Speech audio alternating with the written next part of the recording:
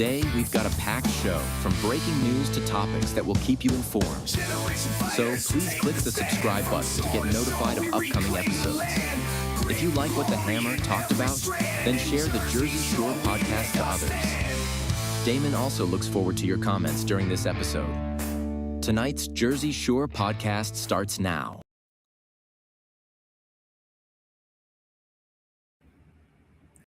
Well, hello, everybody, and welcome back to another Jersey Shore podcast brought to you by the Great American Sports Network, and that is Jersey Shore, S-U-R-E, because we are always shore. We have a great guest tonight. We'll get to that guest in a minute. So just some quick monologue into the breaking news I want to go to. I mean, obviously, everyone knows there's assassination attempt on Trump.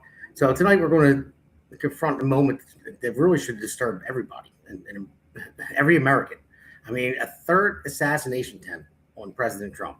That means he's the most, he has the most assassination attempts than any other president in history. So political violence is utterly unacceptable. Yet when elected officials on the left compare Trump to a dictator, call his supporters white supremacists, or stoke fear, they create an environment where unhinged individuals feel emboldened. Anyone is allowed to say what they want. But when you're an elected official or part of the media, words have consequences. And this rhetoric, it's got to end. You know, even go back to last week's breaking news, the SPLC, once a watchdog, now faces indictments, proving how toxic labeling can spiral.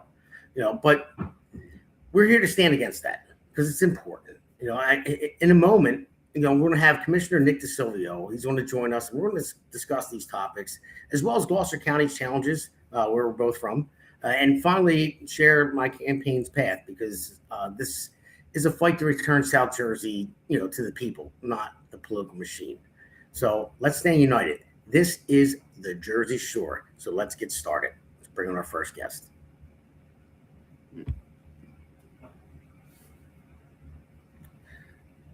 He's coming on. Almost there, Nick. What's up, Nick? How are you, man? Thanks for coming on. Hey, no problem. Thanks for the invite. How you doing? I'm doing all right, man. Always with the struggle, trying to make South Jersey better. We got a lot of stuff to talk about tonight. Yeah, this first Hammer segment, and I don't think I even got to tell you. I'm sure you saw Seth's podcast, Seth, the Conservative Corner. So he's on our network, and I call him the pirate. I bought him a little pirate sword, but he calls me the Hammer. So yeah. I made this up for him. The sledgehammer spray painted in gold paint. That's why they're called Hammer segments instead of regular segments, because for whatever reason he just nicknamed me the Hammer. I'm like, okay, whatever. So he just rolled with it. That's pretty cool. I never actually met Seth personally, but he seems pretty funny. He's a funny, straightforward type of guy. So, Yeah, he's going to be coming up. I think he came up for the election party, and he'll also be coming up for, I believe, the Canine Country Jam on May 30th. It's actually in your area, I believe. Oh, really? Okay. Yeah. It's near Frankleville, Vineland. I'm drawing blank on it. But we have a promotion for it. It's May 30th, and it's to raise money for police dogs, for canines, because it basically that's awesome. It sounds awesome. Yeah. Because the police officers, they actually have to take care of their dogs, and this area they don't. Of course they take them home to feed them, but even the vet bills, if they get sick, they have to pay for the vet bills. It's not covered, and even though police dogs are just like police officers, I was surprised to hear that. But so we've been promoting for them for a while, and I can't wait to go. We're going to live stream from there as well. It sounds like an awesome cause. Yeah. So I'll let you know about it more later. And let me know. I'll go to that. Yeah. It's right by you. If my producer puts it in private chat, I forget the name of the town off the top of my head. Down where all us farmers are. Yeah. Basically, that's where it's at. Yeah. But okay. The Belleville Winery. So I don't know if you're familiar with the Belleville Winery. I think that's in Vineland. Yeah, it's in Vineland. Yeah. But it's got a smaller town that's attached to the actual address, and that's why I'm drawing a blank on it. Yeah, I know where all the wineries are, so we're good. Okay, all right, that's great.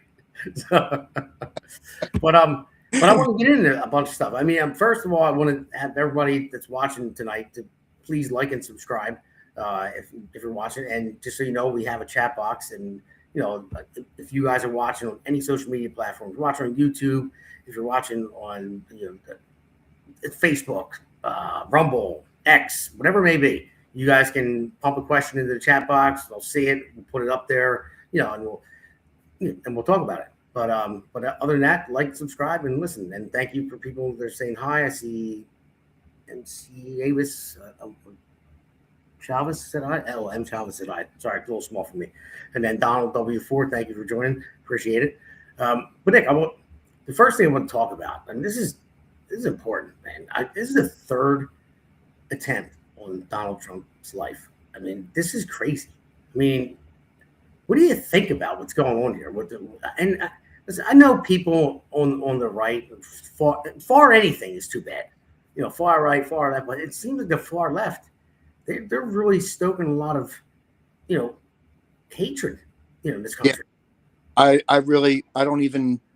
I can't even express in words how I feel about that right now.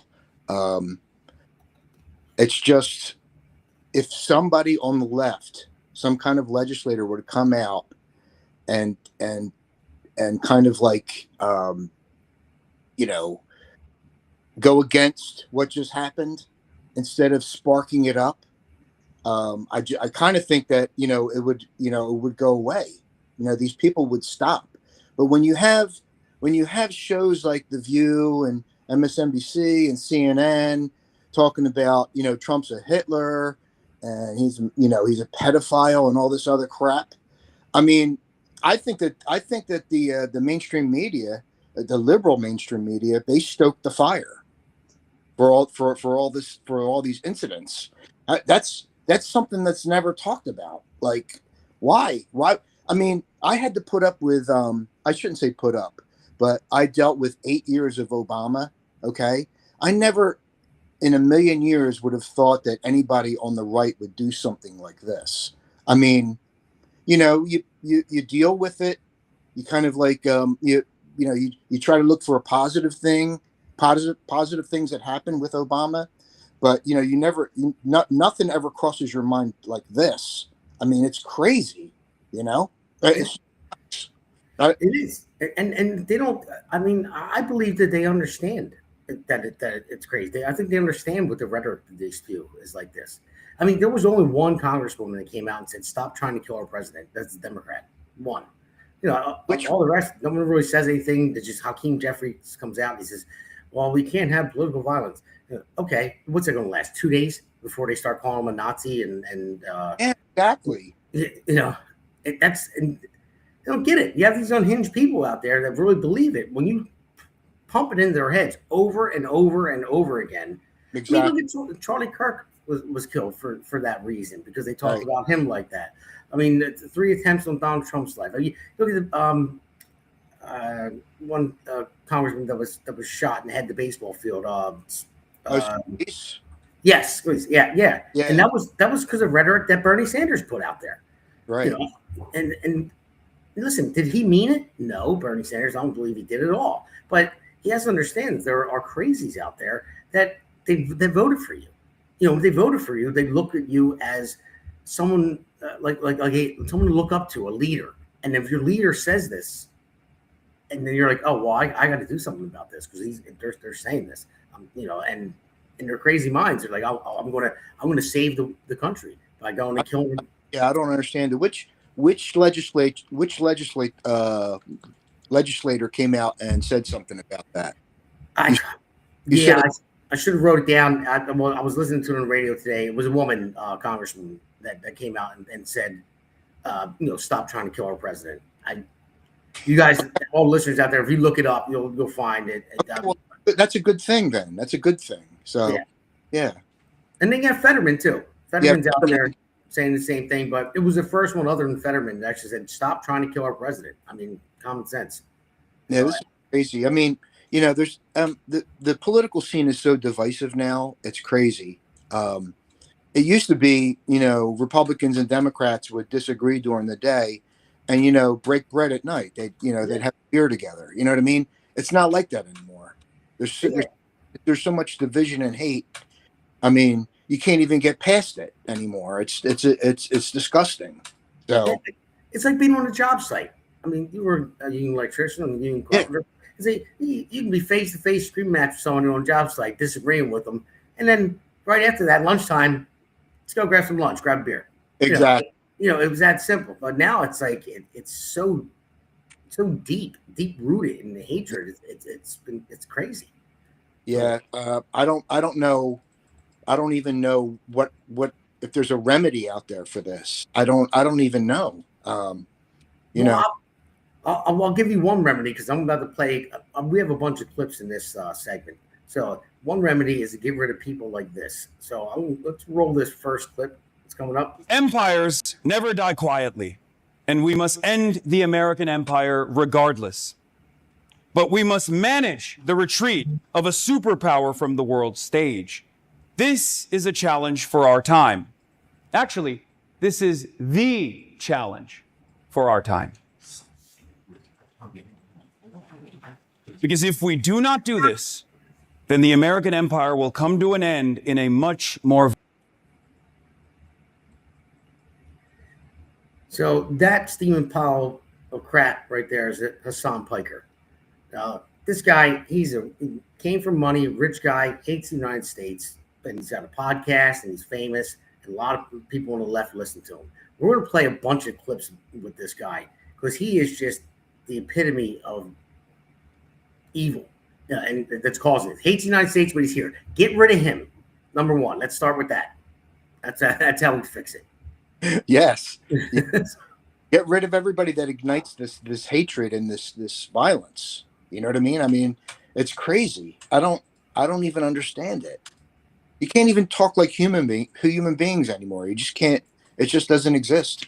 There's no more debate anymore. People get mad and just want to shoot you or stab you or something. It's crazy. So yeah, it's nuts. I mean, I think we may have talked about this before, but we have our great producer behind the scenes there went to the Tesla dealership. Those protests when they're having back in, it was like last March or something like that, or it was about a year ago almost. Yeah, yes, it was. It was almost exactly a year ago. It was the end of April. Those people were paid to be out there, and they were hateful. They were saying all kinds of stuff, and they wouldn't have a conversation with you. They had their team following you around. Say, don't talk to him. Don't talk to him. And then when people would actually engage with you and talk to you, as soon as you ask them a serious question, they shut down immediately. You're a fascist. You're a pig. I'm like, I only asked you a question. Like, what's the definition of fascism? And they just shut down. Yeah, they just that just means they don't know how to answer the question. That's all. Yeah. So they're just it's repeated rhetoric. That's all it is. I mean, it's just these. I guess you could say memorized talking points. That everybody just spouts out and it just repeats, and it's a vicious cycle. You know what I mean? I mean, somebody could start saying something, some quote, some negative quote, and you'll start seeing it on signs where the protesters are, and it's kind of like it's almost like a network, where they repeated talking points and all this BS rhetoric instead of just trying to come to an understanding or an agreement. They just I don't know. I don't understand it. I mean, the Democrats are supposed to be the party of tolerance, and patience, and they're the first ones to pull out guns. I thought, correct me if I'm wrong, but wasn't it a little while? It wasn't that long ago that they were kind of like against the Second Amendment. Now all of a sudden they have guns. How did that happen? Yeah, now it's okay to have guns now, dude. As long as the crazies have them. Exactly. Yeah, so, that's it. So, I don't know, man. I don't know if you ever heard me talk about it before. That Tesla, when I got out of my truck, I was going to meet our producer, and the buses pulled up, and they had all these people being busted, and they were handing out flyers and vouchers, and it said what to say. So I kind of mingled in with one of the groups, and they handed it to me. And then the guy asked me, "What group are you with?" I said, "I'm by myself. I'm just walking up there to see what's going on." He's like, "Oh no! You got to take it. I need that back." I said, "No." What?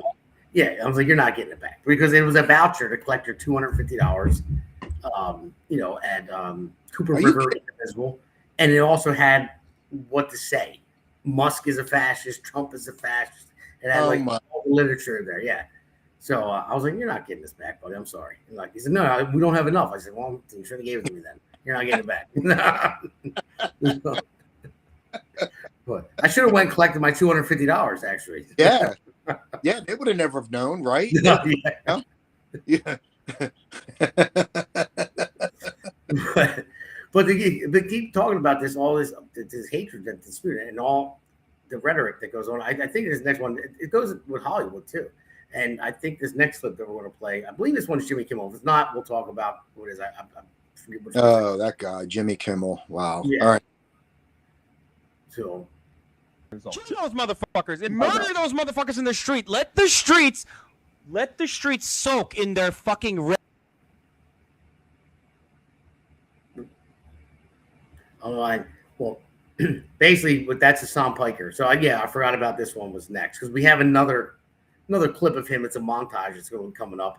Hassan Piker saying, "Let him soak in the red capitalist blood," as we said. And this guy's he's rich. He came from money.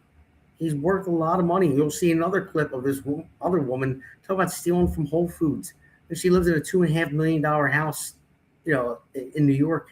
And it's just like they talk about chaos. These leftists, they talk about chaos. This is what I do. They'd be the first ones to run behind their gated fences in their gated community and just let the chaos happen outside. And just they talk this game and spew this rhetoric. But I'm telling you, man, I wish I could have 5 minutes in a room with them. It's sad because the woke or the extreme left of the party seems to be taken over.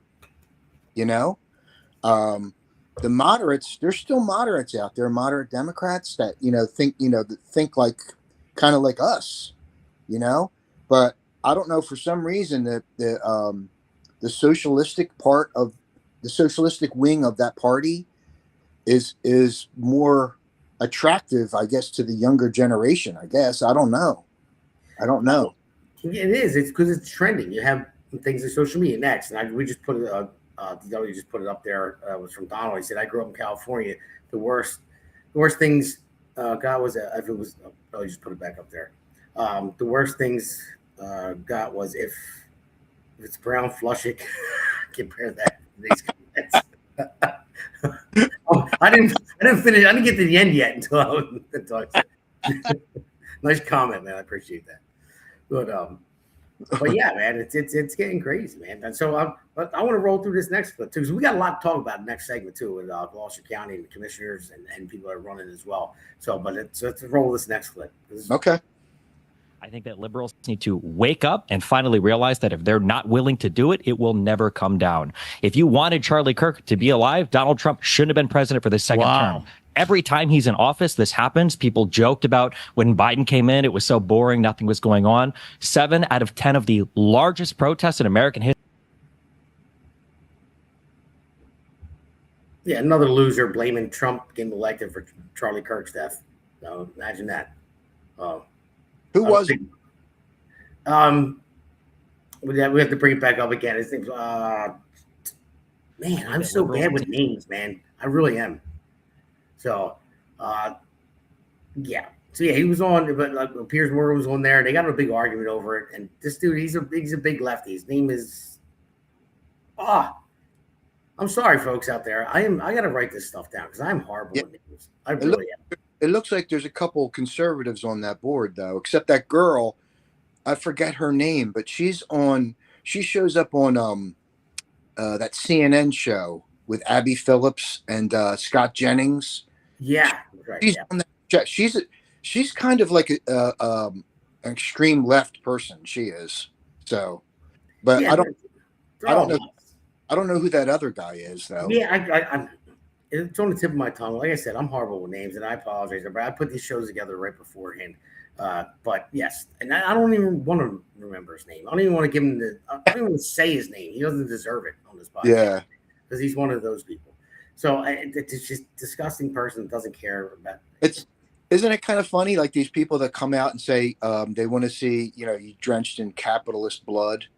How do you think that they're making their money right now?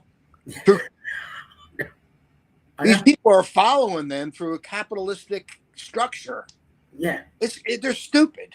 Whatever. It does. It doesn't make any sense. But anyway, go ahead. yeah. There's more. We got a couple more clips. Let's roll through them. So, Okay. Let's roll the next one. Our First Lady Melania is here. Look at Melania, so beautiful. Mrs. Trump, you have a glow.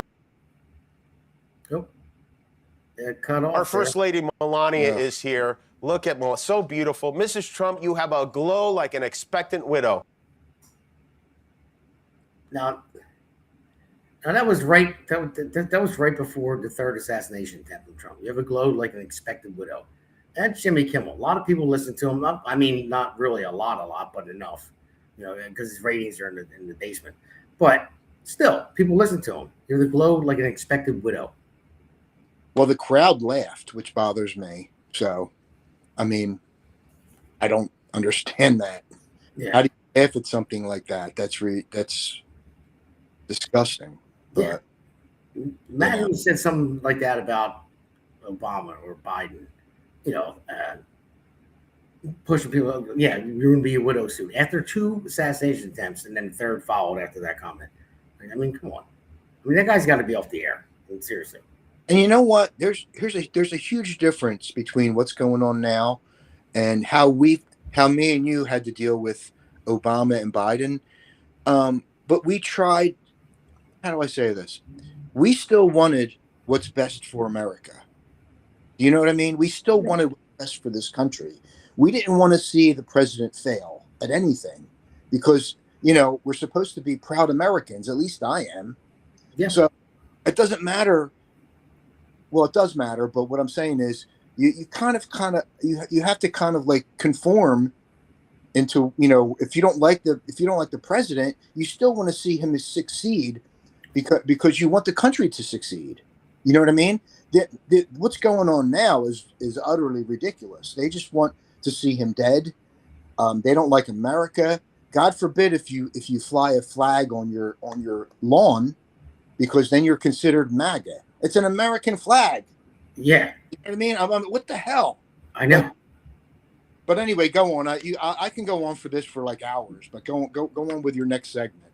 No. Well, the thing is, you're right about that. And the thing is, I wasn't a fan of Biden. I wasn't a fan of Obama. But I didn't want them to fail, like you said. It's just like there's people out there that are hoping that we fail in Iran.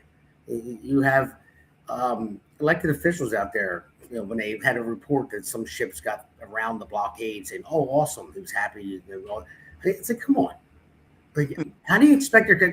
That's something that's a kick in the ass out of the country. If you want the country to fail, you might not like your leader, and maybe you didn't elect them. I didn't elect, Biden or Obama, but I didn't want them to fail. I wanted a good stock market. I wanted the protection of our borders. I wanted to make my family my family was going to be safe. Exactly. Even if I didn't agree with their policies and I thought they hurt different things and that we disagreed, I still want them to do their damn job. But they just want to kill them. Crazy. It's really crazy. I don't get it. Here, I think we have 2 more clips in this segment. We'll roll them coming up. Okay. I'd probably pay for their meal. Yeah. Would you steal from Whole Foods? You want to go first? Yes. And I have, under very specific circumstances. I think that stealing from a big box store, I'll just state my platform. Mm-hmm. It's neither very significant as a moral wrong, nor is it significant in any way as protest or direct action. But I did steal from Whole Foods.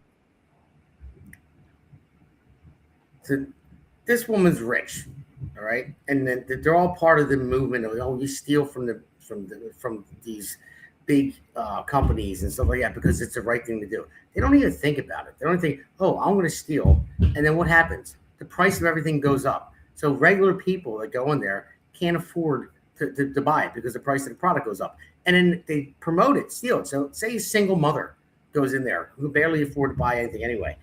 Single mother, she goes and shoplifts. She gets arrested. What happens to the kid? And that's what they promote. These are people who live in their gated communities that are rich and they think they're cool saying this stuff, and people watch this bullshit. I don't understand it. I don't understand. They get views. I don't really know, man. I don't really know, man. I've never stole a thing in my life, so I don't even understand that philosophy. So, you know, I was always taught you work, you pay for what you know. You work, you make money, and you pay for whatever you want with your own money. You know, so I don't understand that. I can't relate. So I don't either. I remember one time my son actually stole a little plush toy out of Disney World. One time we were in a store. He was in his coat. He was 1 year old, and my mom was pushing him around, and he just reached out and grabbed it. So we get out of the store, and I'm like, "Oh, Mom, is he born?" It's like, "No, he must have stole it." She's like, "Oh my God, I'm gonna run him back to the store right away." I was like, "It's a little too late now. We're a little far away from the store, but whatever. He got away with it. That was an accident. He was 1 year old." But other than that, I mean, come on, these people are insane. But yeah, I'm going to just roll this last clip, and we'll play that. We'll talk about it for a second, and then we'll go into the next. America deserved Okay. 9/11, dude. I'm saying it. We totally brought it on ourselves, it's the dude. same Holy guy. If you cared about Medicare fraud or Medicaid fraud, you would kill Rick Scott. Well, my understanding is that the property owners who have properties there choose just not to rent it at all. Yeah, kill them. Kill those motherfuckers and murder those motherfuckers in the street. Let the streets soak in their red capitalist bloods. left wingers, liberals, you need to be showing your opponent's guts on there, okay? You need to be gutting them. You need to be shanking these motherfuckers and letting their intestines just ride on stage. What the is this shit, man? Slice them up. Regardless of your background, any kind of Zionist tendency should be treated in the same way as being a rabid neo-Nazi. Doesn't matter if rapes happen on October 7th. Like, that doesn't change the dynamic for me even this much. But there are baby settlers as well. There are babies in the settlements. I can't believe I'm calling Nasrallah bays. I mean, listen, these motherfuckers are better read than you by a million. Like, it's not a broken clock situation. He's read more books than you could ever imagine. And also, ultimately, he is regarded as a pretty brilliant a person in terms of, like, everything that he's done. Let's talk about our favorite flags. Oh, I was like... So that guy's a winner, huh?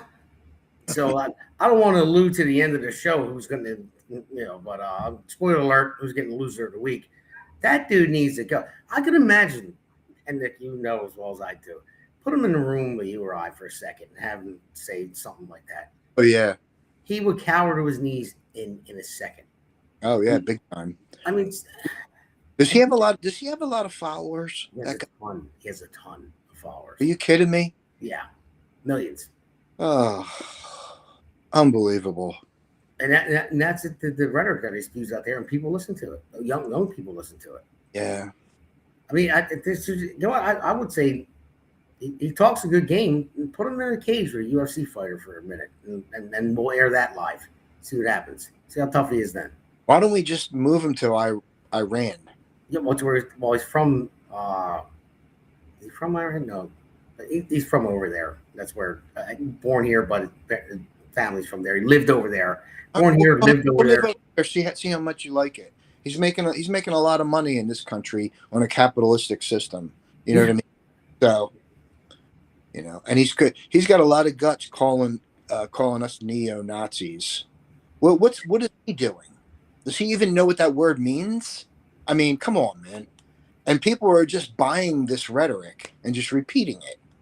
They have no idea what they're talking about. None. So, and that's why we have the divide in this country, and that's why we have crazy people trying to kill our president 3 times. Exactly. So, basically, what it is. Yeah. So, right, Nick. Listen, we're going to take a quick break. And we're going to dive into some Gloucester County stuff. We're going to talk about, you are Commissioner DiSilvio, Gloucester County, and only one other Republican. What's going? I'll let you talk about it too. You guys ran together. I'll let you tell a story how it happened. How you guys actually won in a Republican won as Republican in a heavily blue district, which Gloucester is actually turning a little bit red, a lot of red actually now. So, but well, Chris Conwell, your running mate. But let's take a break. We'll talk about all that good stuff. Okay. Yeah. This one's for New Jersey. For every working family that's had enough. Name's Damon Galdo. And I'm just getting started.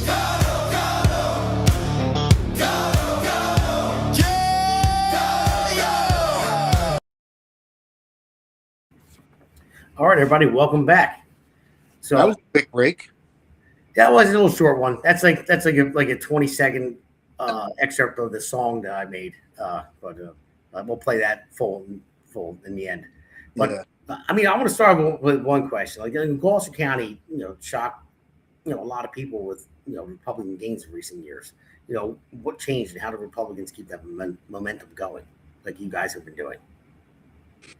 Well, when Chris and I first started, we started in 2020, and then we were joined by George Shively. He was the mayor of Gibbstown, and I was coming from the Board of Education. I had served on the Board of Education for 6.5 years, 7 years, and they asked me to be a candidate, and it was me, Chris, and George in 2020, and we were kind of like new to the fundraising thing. We were new to a lot of political things, really. When you're on the Board of Ed, it's not really as political, until you step up to county, either county positions or, committee or council.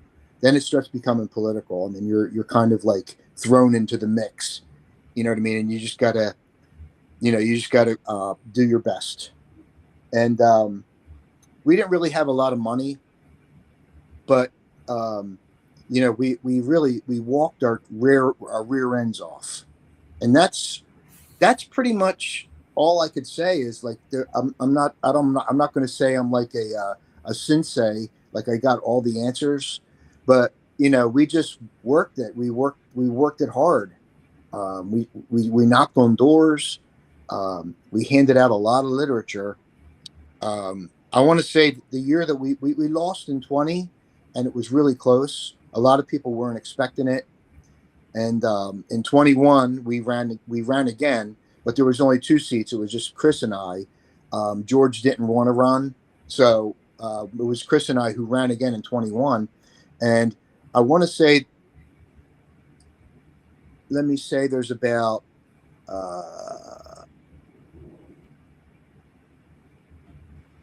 85 or 89,000 independents in Gloucester County at the time, and I want to say we hit probably, like, believe it or not, 50,000 houses that year. So we were relentless. I mean, I don't think we had a day off from the end of August until Election Day, and there was a lot of volunteers. There was other towns that came in to help us and to hand out our literature, but for the most part, it was just busting our rear ends just to knock on doors. And that's pretty much what it took. And me and Chris are workers. We walked a lot. I know you're going to walk a lot. But yeah. That's pretty much it. I mean, you get a car salesman and an electrician who won in Gloucester County. So as Republicans. Did he give away free cars and you give away free side work for electric work? Is that your pitch? I give free side work. So, because I was going to say I could do it too, but I won't have enough time. I'll be hanging doors for people and putting floors in and everything else. But no, it's good, man. It's awesome. I mean, I know you guys worked hard to get where you're at, and in a very deep blue district. I mean, Gloucester, you guys have flipped Gloucester towards red more. I mean, Trump won Gloucester County, didn't he? He won. Yeah, he did. Yes, yeah, but he lost New Jersey by 5 points, but he did win in Gloucester County. So, yeah. So there was some movement there, and and I see what's Donald W. for saying he ran for mayor, raised quite a bit of money for his campaign. Well, Donald, this and I raised approximately 28 cents per person in the city I ran in. 28 cents. Well, I'm sure that's probably quite a bit of money. I can't see it. What does it say? Yeah, he said he ran. He raised. There it should be there, but he raised approximately 28 cents per person in the city where he ran. So I mean, I'm sure it's a lot. There's a lot of people there. That's a nice amount of money, but New Jersey is a different animal. Donald, it's a very different animal. Yeah. We just got walloped in November. We thought Jack Ciaroli was going to win. First we were back at Spady. I know I was anyway. Then that went completely south. And Jack got in, and Jack got walloped. And not just in New Jersey, Virginia too, and New York City as well. I mean, there was a lot of races out there where Democrats, just spanked us, and a lot of Republicans spent a lot of money on those races. So now with the leftovers, it is really, really hard to raise money right now. That's why I tell everybody right now, I'll throw the plug in there right now. Go to votedamongaldo.com and click on that donate button, because I need to raise money. I'm going up against Juggernaut and Donald Norcross, and it's got a ton of money, but I'm going right for him. So, well, the year that Chris and I won in 21, we didn't have a big budget, honestly. We had a few fundraisers, but there really wasn't a lot of money to be had. And the Democrats that year, I remember it was like $950,000 they had this, and we were on a shoestring budget, like maybe 35 grand. It was enough. It was enough to get us some literature, and then we had to do the rest of the work. We had to walk. So, and that was the first time since 2010 that Republicans had won in Gloucester County. And then when we ran in 24, we had the same routine that we had in 21, and we won again. We won re-election, and it's been like since 1982 since a Republican won a re-election in Gloucester County. So, and it was really a shame last year. I thought the two candidates were going to win last year. Yeah. For some reason, the turnout wasn't as. The Democrats had a larger turnout than the Republicans. So they always do. I mean, but it shocked me in Gloucester County though, because Republicans have been turning out a lot more. But in like Camden County and everywhere else, like even like for commissioner and assembly seats that we needed, I think we needed 13 seats to have the assembly, and then but we lost 6. So yes, we're negative 19 now. I mean, so it went backwards. And Republicans didn't come out that much in Gloucester County. That is a major issue. And when people complain about it, say, well, we lost, we got beat. Well, you didn't come out to vote. You have to come out to vote. That's very important. I mean, people think your vote doesn't count, even though we have less Republicans than there are Democrats. Still, your vote still counts. We need independents too. I mean, independents side with us, and Democrats side with us sometimes too. I mean, it's just common sense. You get a regular Democrat out there that's common sense. You're like, yeah, they're a little nuts over there. I'm not voting for them. They want to. We definitely concentrated on 24. We concentrated heavily on the independents and the soft Dems. There was a few people. I mean, when you're knocking on these doors too, the unaffiliated and independents, they have a lot of questions. And they're pretty smart voters. You can't pull the wool over their eyes. So, just be prepared to answer questions, for them. Yeah, there's a reason why they're unaffiliated and independent. It's that they don't want to pick a side. They want someone to sell them why they're going to vote for you, exactly. A Democrat or a Republican. Exactly. That's right. what it is. Well, one guy flat out told me. I remember he said, yeah, I like to see a bipartisan board, so you guys got my vote. Just something to that effect. Or one lady actually walked outside and said a prayer for us. I thought that was phenomenal. That was a phenomenal experience. I mean, you get so many, you get to talk to so many people, and you get these, pretty interesting circumstances that happen, and hopefully you live to talk about it. So, Yeah. No, you're right about that. So I know I got a lot of questions for you. That I know we talked about a bunch of stuff before last time you were on, and I just because for the sake of time, I want to go into something, skip over a couple things that I want to talk to you about, but I want to talk about West Effort. That's where I live in West Effort, and with the schools. So, so basically, I want to talk about like what's happening now. School taxes are going up, so and so are property taxes. Everything's going up around here, as you know. And I know you guys, you and Chris will always talk about how, as long as you have been in, you guys kept that at bay. Taxes didn't go up. You kept the budget clean and all that stuff. It didn't go up at all. Now it's starting to. And I'm just wondering, what do you think the reasons are? Because if you look at it, the schools are getting a 3.65 tax increase. That's for the schools, which is going to go up it's like $311 more per year for each child, actually, in the school system, which is a lot. I mean, and they're going to, at the same time, they're cutting 15 staff positions. This is West Effort. I'm still on West Effort. That's it. 15 staff positions are getting cut. They're cutting middle school basketball.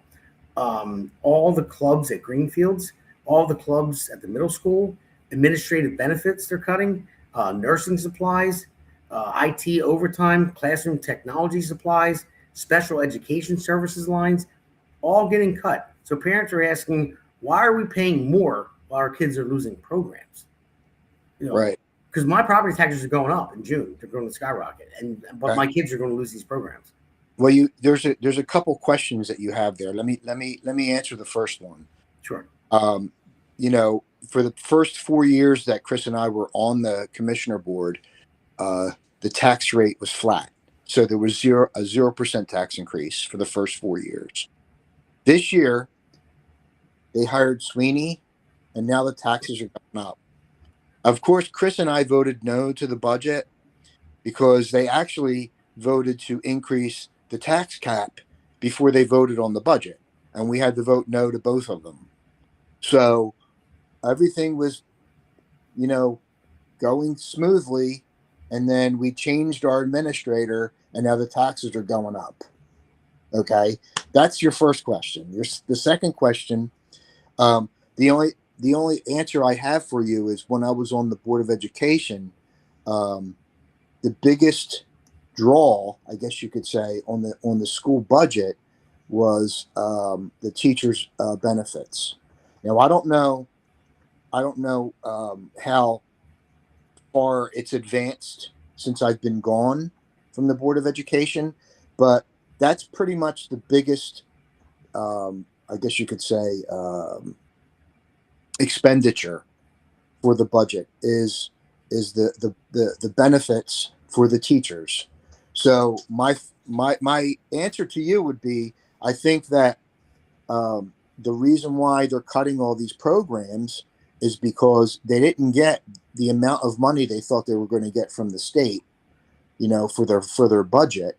So now they have to make cuts, and plus the fact they're paying their benefit packages have increased, and that's why if they're not getting the money from the state, they're gonna have the taxpayers increase, the tax levy or their tax base. So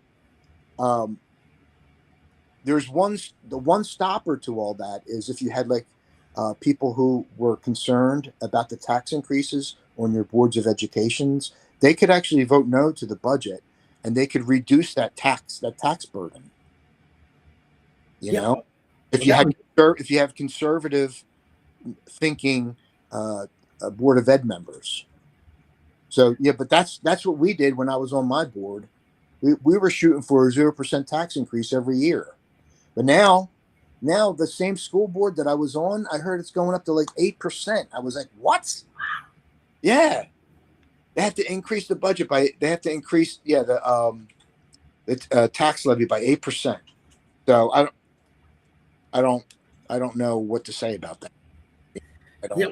I mean, these are some numbers I'm looking at too. Now, right, but the salary increases, they increased by 1.2 million. Now they're union contracts that they have for the 5-year contract or so, and then 1.2 million. That's not per teacher, obviously. There's listeners out there. cumulative for all the teachers and what what their salary goes up. Now, yeah, with inflation, salaries should go up. Should go up for everybody because salaries should catch up with the inflation because Biden killed us on that with 24% inflation, and the middle class got screwed big time. They raised the minimum wage 85% when the middle class wages only went up 22 since 2018, 22% since 2018. So, but we had 24% inflation. So the middle class got screwed. We had a net loss, but minimum wage skyrocketed, which hurts middle class even more. But that's a different story. So yeah, but my point is, okay, do we deserve a raise in wages? Sure, I'm okay with that. But then you look at it, what's driving up the biggest cost is $1.9 million. It's employee health care cost increase. So Exactly. yeah, and where I'm going to go with this, I've been looking into it. As you know, we are now codified in law as a sanctuary state. Before we weren't. It was an executive order, but still the same deal. We're still a sanctuary state because of an executive order by Murphy. Now it's codified in the law. So now that's what we are. We have like 900,000 illegal immigrants in the state, and we pay $7.3 billion in taxes. Just our state taxes alone. Every taxpayer cumulative pays $7.3 billion. So we're paying for the illegals for their health care and all that. And listen, I'm not saying anything bad about somebody gets sick. Don't treat them. Someone that's pregnant, having a baby, don't help them with the baby. But it shouldn't be here to begin with. You're putting a burden on the people of the state of New Jersey, and we're struggling as it is. Everyone feels it. Everyone I talk to, my neighbors. I mean, shit, I feel it. It's hard to make your mortgage payment. It's hard to pay for everything. It's hard to pay for everything, and now we're losing stuff from all the programs that my kids had in school that I pay high taxes for, and they're going to be much higher in June. They're cutting programs. So, and I get it. If you're an illegal immigrant, and you're here, and you have to have a baby, you're pregnant, go to the hospital, they have to treat you. I mean, I talked about this before. This is 7 years ago. Well, more than 7. He's almost 8 now, my son. It was $44,000, and that's what my insurance paid, and I had like a $6,000 or $3,000 co-payment. So it's basically $50,000 to have a baby. So people that are here illegally that don't have any of that insurance, they go to have a baby. They go out. Who's paying for it? The doctors aren't doing it for free. And it's not like they can get on Medicaid or anything like that. They have to treat them. So who's paying for it? So what does the hospital do? They increase the rates of people being seen in the hospital so they can recoup the money. And on top of that, then the insurance premiums go up. So 1.9 million is going up for the teachers. That's another reason. So that's only part of the recipe of why our taxes are going up for illegal immigrants. There's a lot of bad policies as well that Mikey Sherrill is implementing and everything else.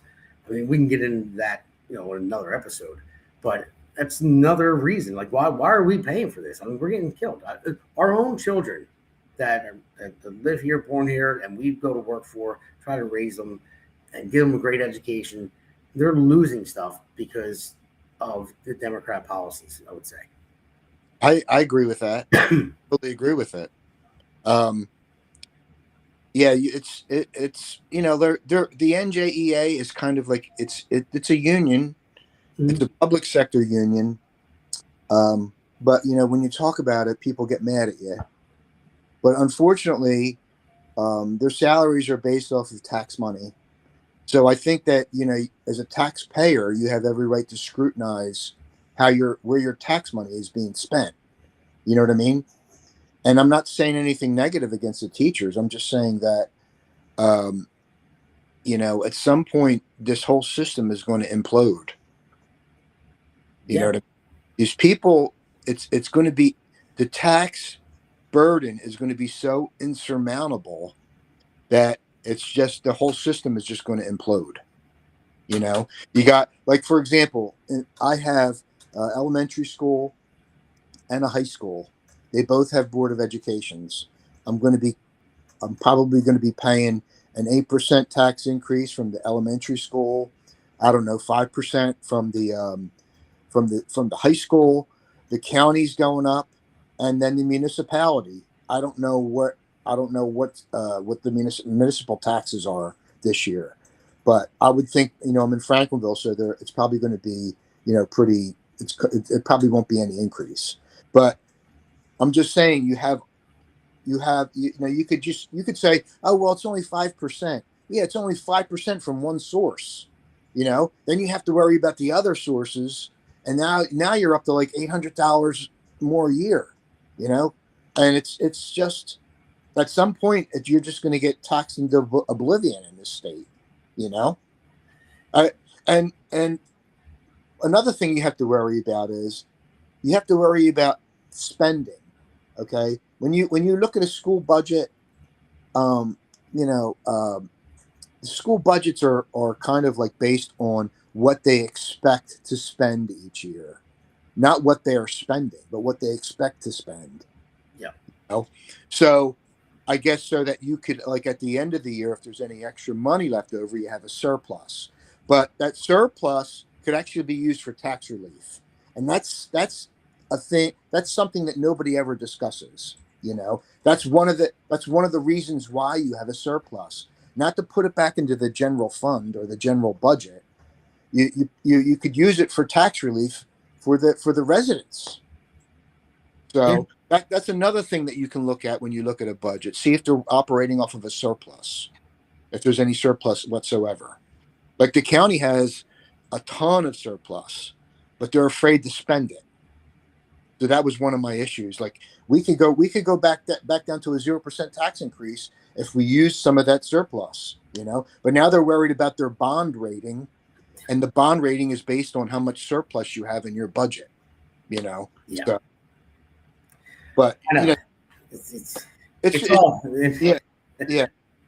It's all it's too much government involved, I would say, number one. Right. It's just like the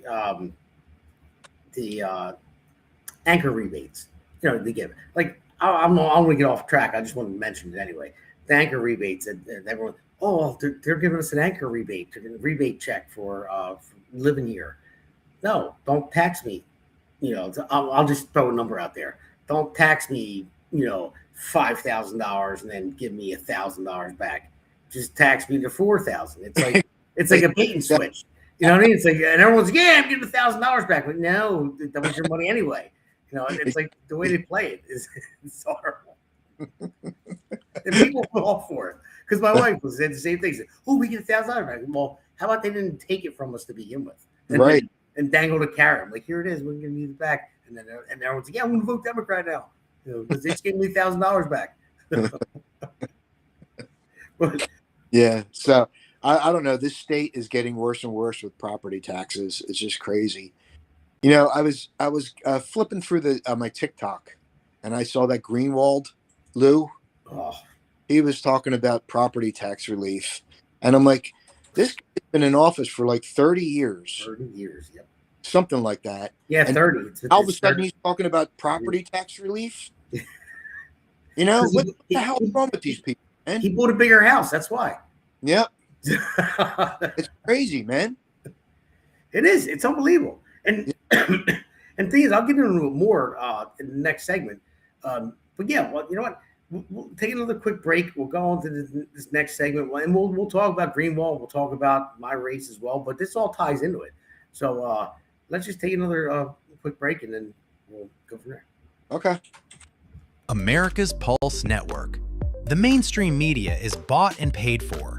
The truth is twisted to fit their agenda. But America is waking up. Because podcasts are the future for trusted media. Welcome to the America's Pulse Network. It is a network built by patriots that upholds the Constitution. But America's Pulse Network stands for God, truth, and the America First movement. There is no corporate propaganda, no government spin, just real news, real talk, and real voices fighting for faith, freedom, and the future of this great nation with common sense. Here are some of America's Pulse Network podcasts. Alexandra Levine Live, hosted by Alexandra Levine. Jersey Shore Podcast, hosted by Damon Galdo. The Conservative Corner, hosted by Seth Eisenberg. The New Jersey State House Watch, hosted by Jack Brangan and Constance Detzel. APN's The Pulse is moderated by either Alexandra, Damon, Elena, or Seth. Also tune into America's Pulse Network on the following social media platforms: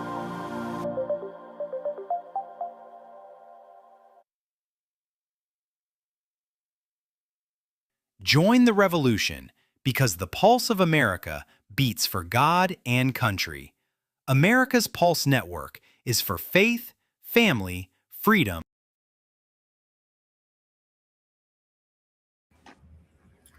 All right, everybody, welcome back to the Jersey Shore podcast. It's SURE because we are always sure. And again, everyone that's watching right now, like and subscribe and share.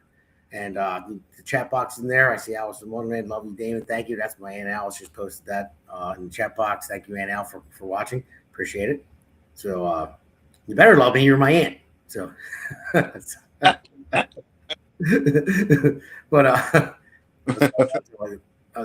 so anyway, one thing I want to talk to you about. Well, this is about my race. You know, obviously I'm running for Congress, as you can see back there, Galdo for Congress. Everyone knows that. And you're running for Congress? Yes, I am. I'm a glutton for punishment, I guess. You know, going up against a machine, but you know what? I'm taking it to him. I'm taking the fight to him. Not more than any opponent he's ever seen before. So, so just so you know, he probably doesn't watch this. Maybe his staff does once in a while, but just know it's coming. I'm taking the fight to Norcross hard. Awesome. It's only what's right.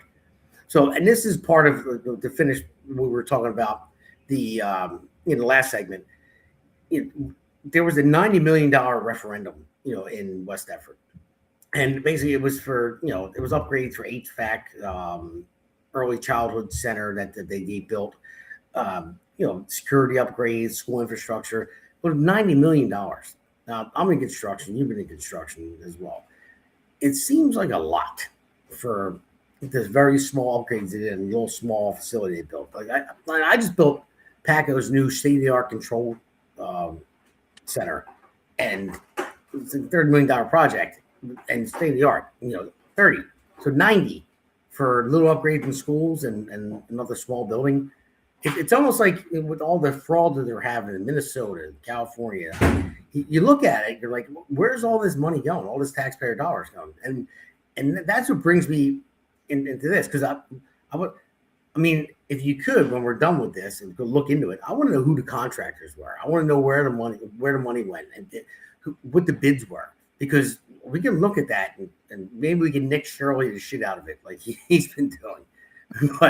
But seriously, because if you look at the Norcross family, what my opponent Donald Norcross I'm running against, but his family, they were indicted, 13 counts of racketeering, and the reason why they were indicted because there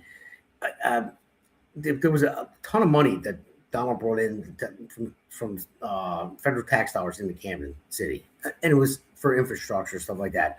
And like 1.1 billion went through his brother's law firm and went to their ring of developers, where they pushed out private developers and just went into their circle. So that's where you get the indictment of racketeering. Now, listen, I'm not saying that they're guilty, because they were found not guilty, you know, but hey, so whatever it is, they were going to bring it back up on them again, but there were some statute of limitations issues with it, so they dropped it again in February. But you don't bring that kind of case, you know, you don't go to a judge and say, hey, listen, I want to indict this guy, you know, or, you know, his family for 13 counts of racketeering, and the judge says, why? Well, because I want to. No, there's a reason why. You must have evidence. And, you know, they beat it in court. You know, they were found not guilty. So I'm just saying that. But the thing is, with this $90 million referendum here in West Effort, there's something there, because there's a lot to it. I mean, it's when you look at it, it's who benefits while residents keep paying more. You know, if you look at it, we look at South Jersey politics long enough. You know, it's the same names keep showing up: Sweeney, Greenwald, Norcross Circle, connected law firms, connected developers. And I say the public deserves more transparency, because there were so many cases out there that they brought up and they investigated, and then got swept under the rug, or they won. Maybe they're innocent. I'm just saying allegedly, just saying what I read. I'm not accusing anybody of anything. Just so don't sue me, Donald. I'm not accusing you of anything. I'm just saying there's a there. So this is well, you do know you're entitled to that information if you Oprah request it, right? Yeah, well, I mean, for the contractors, I think you can. I'll have to look it up and see. And I quick question though, just to pick out, like, just to ask a few questions about what you were saying. Now, the referendum was held for the school. Yes. Okay. Yeah. And was that vote? When did that vote happen? Did it happen on election day? Yes, it did. Yeah, and people voted for it. And I voted against it, but they barely passed. Wow. They voted to approve it? People voted to approve it. They didn't know what it was. I would say that. I mean, I'm just speculating that most people didn't know what it was. I looked into it. My wife and I voted against it. But it won by a small margin. And it went through, and it was just a small little, building that they built for pre-K or whatever it was, or kindergarten. And then they did some upgrades with HVAC and maybe a new roof for the school. I mean, $90 million is a lot. It's a lot of money. And I know the companies that were involved in it were, let's see, Land Associates, the Early Childhood Center was a standalone major contract. But I don't know who won the contracts, who the lowest bidders were, like how many change orders followed, because they hide a lot of stuff in that. They might be a low bidder and they're coming, and then they make all these big change orders. I'm in construction. I know how it goes, and that's how they hide money. And I'm just curious. I mean, again, I'm not accusing the people I just named, the Land Association. I don't know who they are. I'm not accusing them of anything. I'm just saying this is the stuff that I found. I'm looking into it because I want to know. I want to know where the money came from, where the money went, what was actually built, like the materials that they put forward to it, because there's a lot of it going on. I mean, you see it in Camden all the time. Camden has been, that's the Norcross's bread and butter, we would say. They love Camden. That's their sweet spot. And Camden City, I was just there yesterday. It still looks like crap. I was talking to the people, and they're so upset with Norcross. They're so upset with the way everything is. For more than half a century, they were trying to build up Camden. But right. You have there was a lot of corruption in Camden. I mean, you have mayors that went to prison and everything else. And Camden has been used and abused for a long time. It's been a hub for like money laundering. And this is stuff that's been proven. So I just got to put that out there and say it again. Stuff has been proven. I'm not saying that anybody else did anything if they were found not guilty. So I don't want to get sued because I know they'll come after me. I worked on a few of those Camden revitalization projects. There was a lot of work down there for a while. Yeah. Generally, the locals, they're happy if they're working, okay, but they don't want to know about all the extracurricular stuff. You know what I mean? Like all the people making money off of like tax credits, putting it in their pocket, stuff like that. They just want to know, do we have work for a full year? Do we have work to the end of the year? You know what I mean? They don't really care what other people are doing. But, from I guess a layman looking at all this situation. See, I grew up poor and technically I still am. You know what I mean? Yeah. I don't try to make money, using, I don't even know how to express it. I don't like to corruptly make money, because that would bother me. Like my conscience would bother me. Yeah. If I was making money. And the worst part about this whole situation is the Democrats are supposed to be the party of the poor. Now they've become the party of the elite now because they're making all this money. It's crazy. It really is. You should see some of the salaries for on the county. It's crazy. But Sweeney, he's almost $300,000 a year. Yeah. No. Yeah. Right. $285,000. Yeah. And, the deputy administrator, Michelle Coriel's not too far away from that. So, it's just that the salaries are crazy. It's great. I mean, well, we talked about it before. Well, a couple different meetings I was at. Sweeney makes more than the vice president of the United States. He makes more than the vice president of the United States. The vice president represents over 330 million people.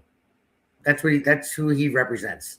Steve Sweeney represents 300,000 people. I know. And he makes more than vice president. You're preaching to the choir. Who's getting shot at with Trump? It's like, come on. I asked, at reorg when he was nominated as the administrator, I had a whole bunch of questions, and my questions were stopped, and the county council said there isn't a more qualified person to take this job as Steve Sweeney. And then the audience from The View stood up, and I felt they tried to make me feel like a little ant. You know what I mean? Because they were all like standing ovation. I thought I was on The View. It was just, and of course, Chris and I voted no. So, I mean, I don't understand why he's got to start out at $284,000. That doesn't make any sense to me. It just doesn't. It doesn't. I mean, it's insane, and it really is. And when you look up and down the state of New Jersey, not even just talking about Gloucester County, Camden County, up and down the state, people are struggling. I mean, a lot of people live in New Jersey. I do too. My whole entire family. There's a lot of except for the Democrats, they're not struggling. What? Yeah. It's either they vote for us, we'll give you everything for free, and we'll take it from but yeah, I know. I mean, you look at it, it's insane. Really, I mean, I just got to throw this in here one more time. Again, I did it last podcast. I know Omar. She was reported she was worth like $6 to $30 million, and then she was getting investigated, and then she amended her taxes and said, no, she's worth $18 to $95,000. So that's a pretty huge drop in a couple months. Oh, what accountant messes that up? No, I'm worth $30 million. Oh, no, you're not. You're worth $18,000. She's blaming it on her accountant now. Yeah, what accountant would make that mistake? I mean, come on. It's like it's right in front of your face. Like they shove it right in your face. Yeah, that's a crazy. I don't. It's the same thing with Sweeney. Same with Norcross. It's right in front of your face. They don't care. They get away with it. They don't care. It's like right in front of your face, and nobody does anything about it. And the thing is, that's why I had to do this podcast. That's why I'm so glad that you came on tonight to talk about stuff like this, because people need to know. People need to know what's going on. And I don't blame people for not doing the research that I did with all this research and stuff like that, and all the questions I had, and putting the show together, and a producer putting this show together. But I don't blame them for not wanting to do it. It's hard. It takes a lot. But once people see it and they realize that this is really what's going on, then they may change their mind. They might say, "Wait a second, we're voting for the wrong people." You think? Yeah, but it's just getting to the people that's the hardest part. There's not enough time in the day. And when you have the mainstream media that just blast the same stuff over and over again, even my mother-in-law watches these podcasts too, so she's probably gonna yell at me tomorrow when she sees this. But she's even brainwashed by the mainstream media, and she is. She thinks Norcross is a good man. Well, okay, because he held a check, one of those big publisher clearinghouse checks. Remember how they used to have those big ones, the big cardboard ones like that, and it was donating $85,000 to whatever it was. I forget what cause it was, and it said his name with the top down Norcross. And I said, he didn't donate that. I'm like, that was taxpayer dollars. He just had his name on it. He probably shouldn't be allowed to have his name on it. But she thought that out of the kindness of his heart, he took $85,000 out of his money and donated it. I'm like, no. Like, look it up. That's your tax dollars. But people believe it, Yeah, it's just crazy. Like, let me give it. Let me tell you this quick story. I don't want to take up a lot of your time, but No, that's fine. recently at some of the meetings that we've been having, um, there's some GCIT yeah, Gloucester County Institute of Technology teachers that were complaining about meeting their salary demands for a contract. And during the public section, section of the meeting, they got up and expressed their feelings that they'd like to have a contract. Well, I guess our administrator had said, well, if we can come up with another $250,000, that we could meet your demands. Okay. So Commissioner Conwell said, well, maybe if all the administration took a 20% cut, we can give it to the teachers. Well, that didn't go over too well. I don't think so. No. But here's another thing. A couple months ago, there was a bid that had went out for vendors to take over for bogies, and I guess they have like a yearly contract. Well, one of the vendors offered a revenue source of $300,000 to rent bogies and to run it, and it's a very reputable company that owns golf courses, and they just ignored that bid and decided to take give it to one of their friends, and we would get $30,000 a year instead of $300,000. Now, my first thought was, if we would have taken that bid that was going to offer us $300,000, there's the money for the teachers right there. But no, we had to give it to I voted no, by the way, to that, because I thought that we should make more revenue on renting out bogies. But they gave it to a friend, and we didn't make as much money. So I always harken back to that month where we talked about that, and they just said, well, that company isn't reputable. And I'm like, they own 5 golf courses. What are you talking about? So I don't if that's, like, if I'm thinking about where the $250,000 we can come up with to help these teachers out, there it is right there. So it's just issues like that like really that irk me. So and it's a constant bickering every single meeting. Yeah. I saw a Facebook response in a local Facebook group, and the guys were and somebody responded to the effect that, oh, the Republicans in Gloucester County, all they do is just they get controlled by the Democrats, and they do whatever they say. And I'm like, you can come to a meeting, bro. It's far from that. So no, they're just outnumbered. Yeah, that's it. They're just outnumbered. So that's why it's always pretty much always a 5-2 vote too. So yeah, that's the thing. So it's not like you're doing what they say, you're outnumbered. And that's what brings me up, before I forget, I want to bring up the ones that are running Gloucester County for commissioner, if you want to touch on them. The candidates that are up. Oh yeah, we have a very reputable individual. His name is Martino Cartier. He was on the podcast. Yeah, that was a good interview, by the way. He was he runs a nonprofit called Wigs to Wishes. He's also a hairstylist, and he has a zoo. Not really. He's got like a farm / zoo. Yeah. Yeah, he's got like wild animals, and he takes stuff. So he's not your hairstylist, though. I could tell. We have an ex-councilwoman named Catherine Falcone. She's got a lot of experience in government issues, governance. She's really smart, and she really knows what she's talking about as far as budgets and how to spend money. And then we got our third candidate is Barbara McCormick. She's a nurse, and she's also a veteran who served in the Air Force for 30 years. So, and she was also a nurse in the military. So she's I think she's a pretty more than qualified with that background. I'm excited about the ticket. The incumbents are pretty popular. Jim Jefferson, Joanne Gattinelli, and Matt Wang. But I think that once we start hitting the campaign trail, I think people are going to realize that we have the better ticket. So, let's cross our fingers, because if we get control, we can change a lot of things in Gloucester County.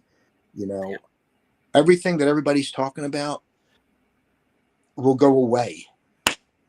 Within the first week of us taking over. So you're right about that, man. It's common sense, man. It's really common sense issues, and it's just getting the people to hear you. Because we're so divided, Democrat, Republican, and like we talked about before, independents look to see who they want to vote for, but it's just common sense issues. Like, do you want the kids to have these school programs?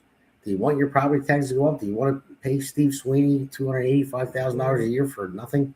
Do you want? I mean, think about it. I mean, that just makes sense of it. So, and then, hey, he's more than qualified. Come on, man.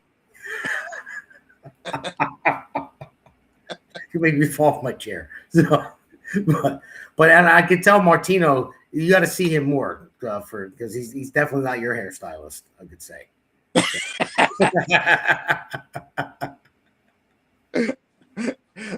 Yo, man, my hair left me a long time ago, bro. Just like the Democrat Party left me a long time ago. Yeah, but mine's it's going. It's going. So I'm getting close. So, but hopefully I get elected to Congress with some hair on my head before it goes. I remember when I was a kid, my dad always told me. It was a long time ago. I want to say it was mid to early 70s. He was a union pipe fitter, and he always told me the Democrats were for the poor and the Republicans were for the rich, and we never had any money. And back then, maybe that was the case. Maybe that was true. Maybe it was. I was told the same thing. But nowadays, that's flipped. Oh, absolutely. Yeah. 100%. Yeah. Yeah. I don't really understand why poor people still vote Democrat. It doesn't make any sense to me. Just doesn't. They just keep them down. That's what it is. They keep them down more and more and say, hey, we'll give you this, dangle this little carrot in front of your face for a vote right before the election. And after that, they just kick them to the curb until the next election and then dangle another carrot. And all these, some of the things really cracked me up. Like, I was watching a debate for New Jersey. I think it was 11, where Joe Hathaway ran against the socialist girl. Oh yeah. And her thing was, we need to tax more of the rich people. And my thought was, I don't think there's any rich people left in New Jersey, because you just taxed them out of this friggin' state. And you taxed them when they left with exit tax. It's a great talking point and a great message, but there's no rich people left in this state because you taxed them all. I know. I can't get anyone to donate to my campaign because there's nobody with money. So. It's nuts, man. So, but all right, well, Nick, listen, we're going to take a real quick break, and this last segment is a very quick one about the Patriot and Loser of the Week award, and then we'll just talk for a moment or so, and then we'll exit out of this. But I'll take a quick break. All right, thanks. Hey, it's great to be on with you. This is a great podcast. It's a lot of fun, and it's informative, and it's real information. It's none of the frills and none of the nonsense that you hear on the legacy media. Just telling the story of what's happening right now. It's what I do with my newsletter that I get out to anybody who wants to see it. It's what you're doing with this podcast. America needs to know what the real deal is, and you're the real deal.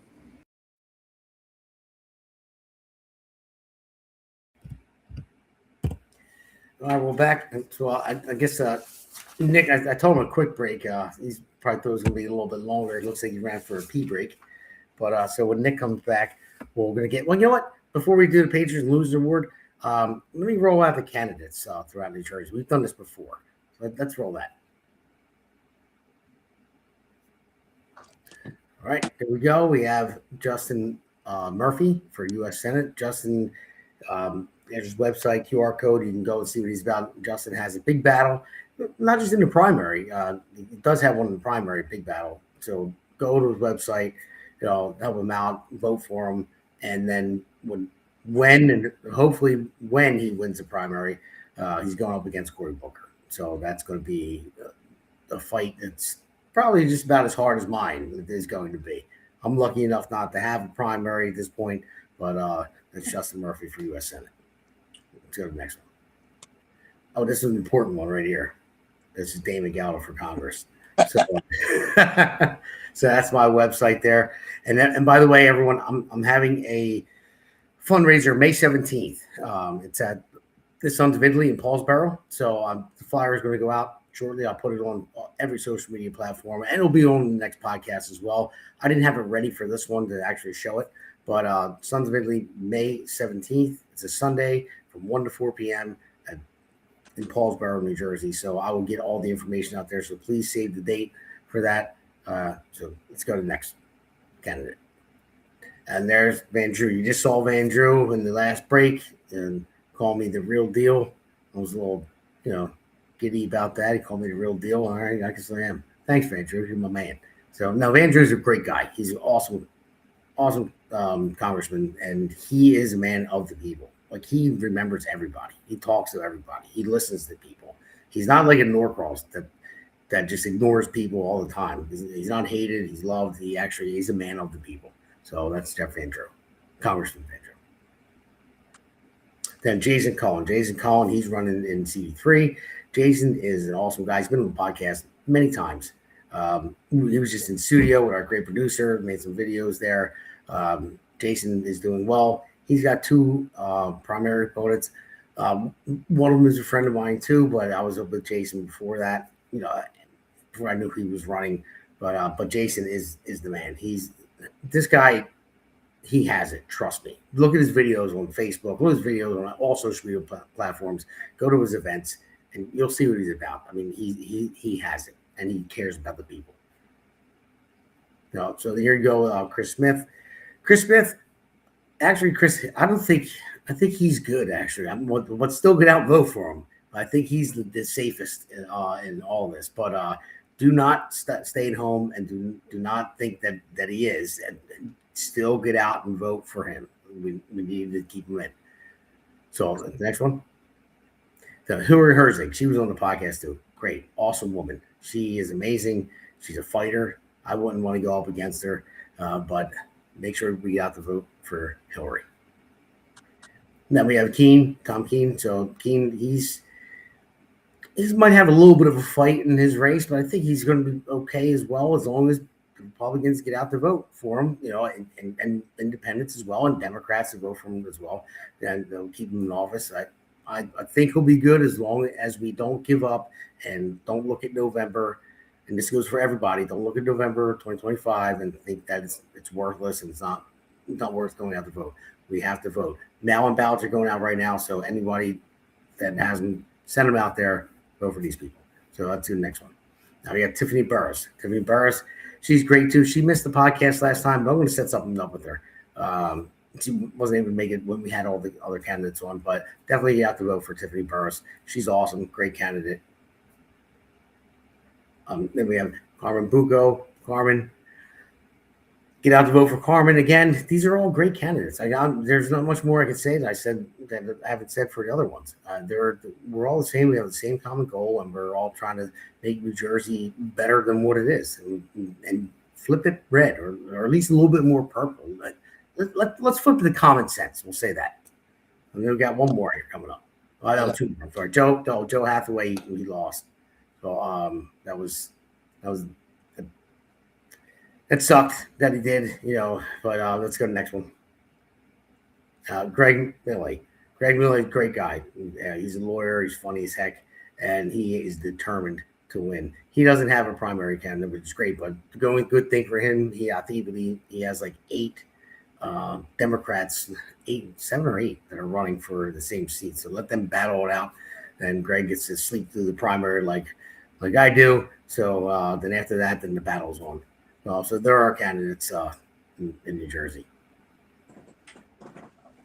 We got to get pictures of the ones running for commissioner as well. I mean, I already had one of one. Martino had him on, but we got to do a little slide for them as well. So Nick, I'll get some. If you can talk to them, just tell them to give me some, some of their headshots or whatever, and whatever they have for the website, and I'll feature them as well whenever podcast. We're working on that right now. But then and before we go into pages and losers real quick, I don't want to forget about this.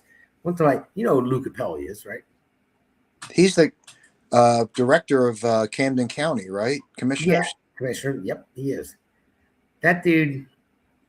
Oh man, this things that he put out there, and this is out there on social media, and I'm going to have it up there for the next time when we post it. He put it out there. He talked about ICE. He called ICE the Gestapo, ICE the KGB, Putin's agents, KGB. He called Trump a cult leader and a traitor to this country. Now, this is a guy talking about his own government and his president. And I was at his it was Donald Norcross's town hall meeting back in Haddon Heights a couple months ago. And at the end, Lou Capelli just blatantly came out and said Donald Trump is a pedophile in front of the whole crowd there. That's another person, that elected official, that spews the hate out there, calling our president a traitor, a pedophile, a cult leader, and then talking about ICE. And you wonder why people attack ICE, people attack the third assassination attempt, because of people like Lou Capelli. So Lou Capelli, I can't wait to I don't understand what that message has anything to do with making the county better. He must be sucking up to get a higher office or something. I don't know why come out and say some stupid shit like that. I mean, everything he said was in writing in his post that he put out there, and it's on social media. Jack Brangan, who's my campaign manager right now, he highlighted it, put it out there, and highlighted the words that he said. The only thing is the pedophile part that he said. I was there when he said it at the town hall meeting, and he just blatant. I wasn't recording or anything like that. I didn't even expect him to say it. He just came out and said, Donald Trump's a pedophile. I was like, what did you just say? And did he get applause? No, he didn't actually. Okay, and there was a lot of lefties in there, but there was a lot of people in there going after Norcross about different things. I was screaming. They closed it down early because the people started getting out of hand. But yeah, in the end, like I called it. I'm like, he just says he's a pedophile. And Mo said, yeah, he just said that. I don't know. And so they're the people that stoke the hate. That's what I mean. It's people that are in leadership positions. They start this ridiculous rhetoric. I think that they should be held accountable. For if something bad happens, where did they hear it from? They heard it from a leader. So why can't they be held responsible for saying for spewing lies and starting hate? I don't get it. I'm waiting for somebody to say. I mean, I'm just going to, because we're talking about Lou right now. I'm waiting for something bad to happen. They have a manifesto. Like, Lou Capelli said he was a cult leader, so I had to kill him, and they put that in their manifesto. And then he should lose his seat and maybe even be prosecuted for it. You know what I mean? You can't, if you're an elected official, but somebody like people that voted for you, Nick, voted for you, they believed in you, they trusted you're going to do the job. You're their leader, in the county, we're commissioner, and you come out and you say stuff like that, and you go on TV and post these things on social media and say so and so is whatever Hitler, and then somebody goes, oh well, I love Nick DiSilvio, and he told me that this person, I elected him. He told me that this person's horrible, and I got to stop him. I mean, right? It's crazy, man. It really is. It's getting out of hand. It is. It's crazy. I don't know. The only way it's going to stop is to hold these people accountable for what they say. You know what I mean? I would never, ever in a million years incite violence because I don't like somebody. If I don't like the way a legislator, or I don't like somebody that's in a leadership position, I'll attack their policies. You know what I mean? I'm not going to attack them personally. You know, so I don't understand that. I don't understand that rhetoric, and I never will. You know? Yeah, you do it on the debate stage. You do it at the ballot box. Yeah. Whatever happened to the debate? Nobody debates anymore. I don't get it. They just want to kill people. So yeah, exactly. Good, because they can't answer the question. Ask them a simple question, common sense question. They can't answer it. They're afraid to because they know that they're full of shit. You know what I would really like to hear? I would like to hear some of the Democrats in Gloucester County come out against what happened on Saturday. I would like to have them make a statement that what that guy did doesn't represent their party.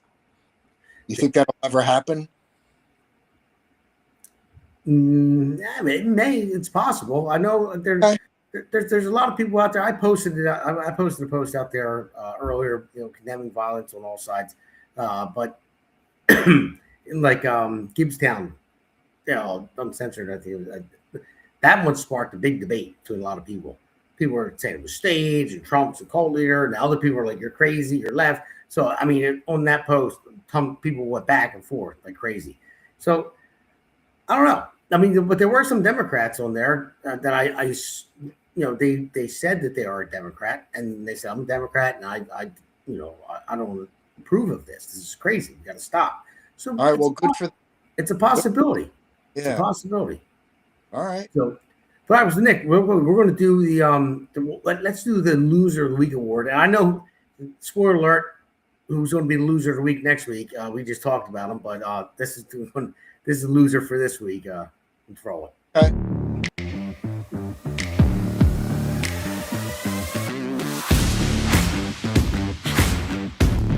The Jersey Shore Podcast presents the Loser Award. And it goes to Hassan Piker. Losers! Losers! Losers! Losers! Oh, shut up!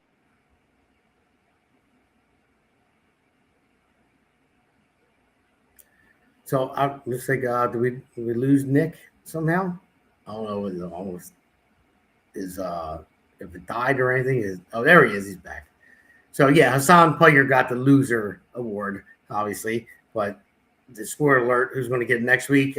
Someone we just talked about, Commissioner Downey. So okay. I want to ruin it for everybody, but yeah, he's getting Loser of the Week next week, Luca Pelli.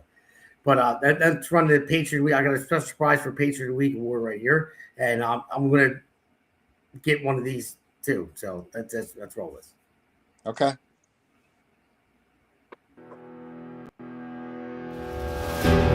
The Jersey Shore Podcast presents the Patriot Award. And it goes to Commissioner Nick DiSilvio. Come on, man. No, I already told my wife. I said, order me that outfit because I want to be the Patriot of the Week award. I'm going to wear that shit. I'm telling you. She found it for me. She's like, I remember the American outfits. I'm like, yeah, I've been telling you to order me one. I said, I want to get something like that. That was cool. It's funny, man. You know how much crap I took for wearing that outfit? What, for your wife? No, when I posted it on TikTok, it was a video, and I was getting a lot of hateful comments like, "Oh, what are you, MAGA? You stink," and all this other crap. I'm like, so you can't even wear the colors of red, white, and blue? You know, I guess I get it all the time, dude. I'm telling you, I'm getting one of those outfits. I'm going to wear it too. I'm going to make a commercial. Okay, just for shits and giggles and have fun. Why not? You know, I mean, come on. It doesn't be that serious. I mean, you're a patriot. You're a patriot. You're for your country. You're not, and have fun doing it too. You know, I mean, this election that I'm going into right now in this campaign, it's going to be horrible. I'm going to get trashed by my opponent. He has so much money, but you know what? If I'm going to have fun with it, like, what's the point? You know, I'm going to make people laugh. I want to get to the people. Don't say that you're going to get trashed, dude. Don't say that. No, trash. I'm not trashing the election, not by numbers. I'm saying trash by him saying stuff. Oh yeah, that's what I meant. Yeah, not trashing the election. No, I'm winning this. I'm winning this. So, but my point is, no, he's going to trash me and say all kinds of stuff. Who knows what he's going to come up with? But I'll wear that same outfit, and I'm like, you know what? I'm not even going to do it. Well, let him make fun of that outfit, because then you got some opposition research on that. If he's going to make fun of that outfit, that's fine. Yeah, why not? Listen, I'm self-deprecating. I want to have fun, but it's a great outfit. You're going to wear your flag. I mean, why not? So, but yeah, no. And again, everybody out there is listening. I meant trash. Like, he's going to trash me by saying stuff about me, because that's the type of person that he is. Right. So he's going to find out something I forgot that I did when I was 15 years old or something. Whatever. Who knows? I have no clue. I don't really think he can get more American than Union made. You know what I mean? So. Yeah. And I'm real union. You are too. He's not. He went through the apprenticeship. That was about it. And then that was about it. He hasn't touched a tool in over 30 years, and he claims he's like, oh, I'm the only union electrician elected to Congress. You weren't really an electrician, dude. Seriously, stop. You weren't. You never worked with your tools. You went through your apprenticeship, and then you moved on and got this, got that. Your brother hooked you up with everything. So I'm sorry. So, I mean, really. Built by working hands. He doesn't have a shirt like this. So, I worked with Donnie, but he was in the office when I was an apprentice. So he was always in the office. He was always like an agent. So I didn't know him as a worker. So yeah. So when he says that he worked and all this stuff and proud to be a worker, okay. Let me see him pick up a wire reel, buddy. So, but other than that. But Nick, thank you for coming on. I really appreciate it. It was a great time. And I just got to say, first, anybody to follow you're going to be running for office again next cycle, right? Yeah, up for re-election next year. Correct. Yeah. So if you want to tell anybody where they can find you, on social media, whatever, and just so because you'll be running again, and you, Chris, you can find me on Facebook. I'm easy to find. I am on my name, Nick DiSilvio, and I also have a Facebook page for my Gloucester County Commissioner, Nick DiSilvio. If you want to get in touch with me, just send me a message on Messenger, and I'll respond. I respond to everybody's inquiries. I don't care who you are. I don't care what party you are. If you have an issue, just get in touch with me. All right, awesome. All right, and then Nick, we'll talk about this later on. I mean, there's a school board meeting on the 29th. I don't know what it's coming up soon. If you're available to make it and talk about some of the stuff that we talked about, we can talk after the podcast. Is it West Deptford? Yeah, it's in West Deptford, yeah. And it's a school board meeting on the 29th? Yeah, the stuff that we talked about, them cutting the funding and stuff. I mean, yeah, anything we can look into and to see what the whole deal is, that'd be awesome if we can. And I plan on attending and find out where the money's going and why they're cutting all these services. Yeah, is this meeting? See that the school boards have like two meetings for their budgets. One is the Senate to the county, and the other one is an actual adoption. Is this the adoption of the budget? Do you know? I have to check. I'll be honest with you. I've been so busy with everything. My wife isn't the one that told me about it, but I will check on that. We'll talk about it after. Well, they could actually still vote it down. So if they feel like it, if they want to, so all right. So everybody, thank you very much for joining us. All the listeners out there, we really appreciate it. I'm only doing Mondays right now on the Jersey Shore podcast. He said, "Good, thank you for fighting for us." All right, it's awesome. Thank you. But thank you for joining us tonight. I'm doing Mondays only for now, and then Wednesdays on the Pulse.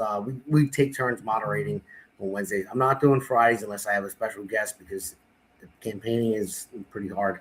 I don't have a lot of time. Kids have all the practices and their games and lacrosse and baseball and everything else. That. Yeah, you do too. But anybody, I hate asking for it, but I need it, because I'm not scared. I'm going to Norcross hard and I'm going to win. So, but I need help. Donate to Damon. Yeah. Go to votedamongallup.com and click on that donate button. And I'm going to have a fundraiser in person at Sons of Italy, May 17th. That flyer will be out right after the show on social media, and share it with everybody. But thank you all for joining. Nick, thank you. Awesome guest, as always. Thank you, brother, for having me on. Yeah. All right. Thank you, guys. Signing off. See you. Yeah. This one's for New Jersey. For every working family that's had enough. Name's Damon Galdo. And I'm just getting started.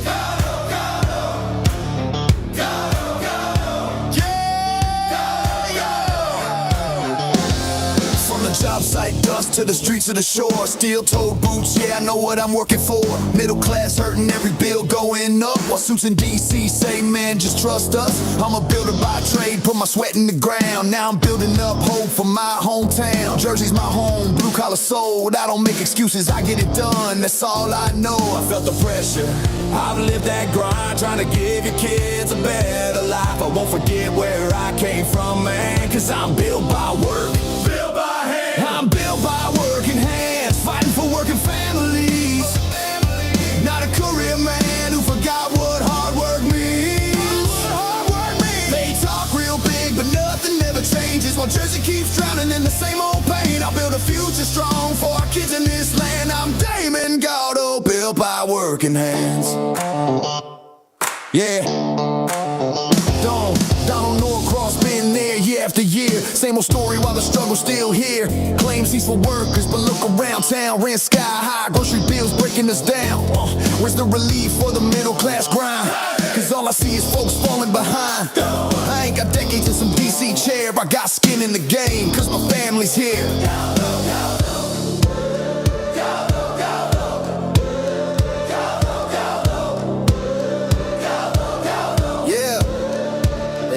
Time, they had their shot, and tell me, Jersey, what have we got? It's time for change, time for a stand, time for a work, and not another plan, not another plan, not another plan. Yeah!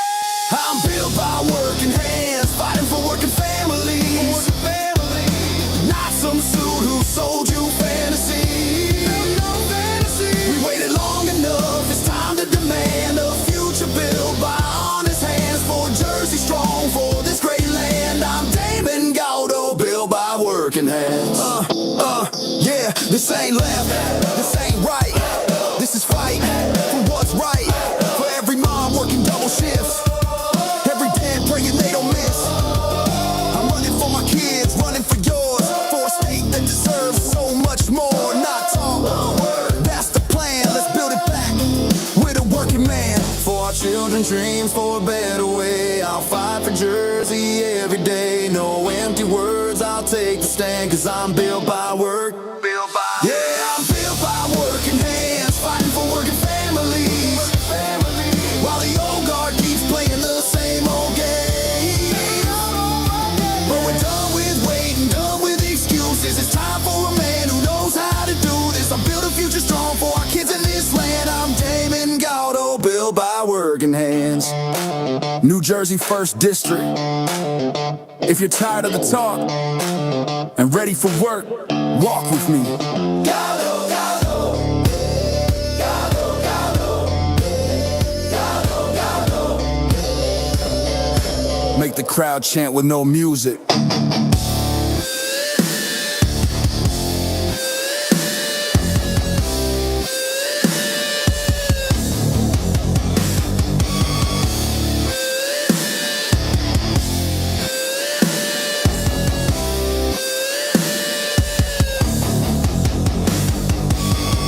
The Hammer thanks you for watching tonight's Jersey Shore podcast. See you at the next packed show, from breaking news to topics that will keep you informed.